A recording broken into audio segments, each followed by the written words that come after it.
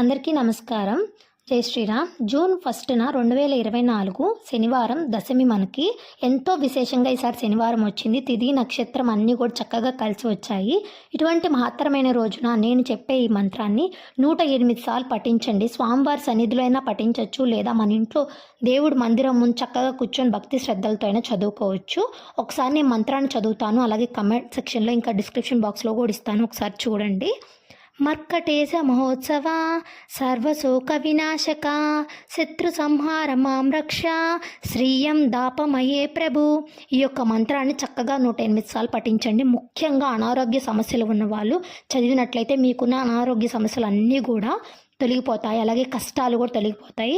అలాగే ప్రతి ఒక్కరూ కూడా అవి చక్కగా టైంని కేటాయించి స్వామివారిని దర్శనం చేసుకొని ఆకు పూజ, సింధూరంతో పూజ, అభిషేకం చేయించుకొని స్వామివారి కటాక్షాన్ని పొందండి. జై శ్రీరామ్.